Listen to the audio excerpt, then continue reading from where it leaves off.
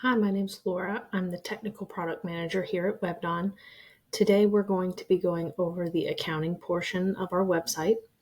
That's going to include our right three tabs on the very top, our Invoices, Credit Memos, and Billing. We're going to start with our Invoices tab, and this is going to show you all of the invoices from a select date that you can filter by. You can filter by invoice ID, PO, reference item, job number. And you can also put in a date range for all of these and click search, and this will come up with all the invoices within that date range. So our most recent order was on 8/7, and you can go in here and you can find your delivery ticket and your invoice ticket if it is invoiced. And you can also see exactly what you bought on this order here at the bottom. This just kind of shows you what you've ordered on your past invoices and so on and so forth. And you can also create an RMA if you do need to return that item. For our credit memos, it is set up the same as the invoice tab.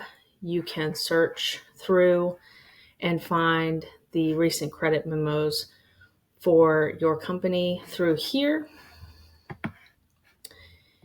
And then we get to our billings tab, where it will show you your current account standing.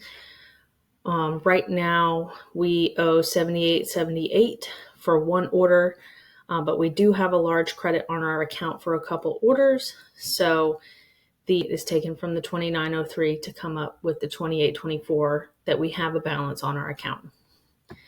If you do want to pay a balance, can click whichever items you would like to pay. Unfortunately, these are not invoices, these are credit memos, but I will go down here to our 78.78, and this shows exactly how much we owe, and you can apply a credit on the account with what you have on hand in your account balance. You can click payment on account if you are set up with ACH. If you are not set up with ACH and you would like to be, please reach out to your sales rep and we can definitely set you up with ACH. And you can also pay via credit card. Once you click that button, you can go through here, put in your card number, expiration date, CVV, and it will process the transaction for you. I'm not going to process the transaction today, but just as an example to show you how to process that. And if you would like to do the payment on the account option, you can click that, type in exactly how much you need. And if you do have ACH set up on your account, there will be an option down here where the cancel button is to pay via your account instead of the cancel. And you can also pay via credit card as well. If you have any specific questions about paying online or setting up ACH or anything like that, please feel free to reach out to your sales rep and they will be able to answer any questions for you.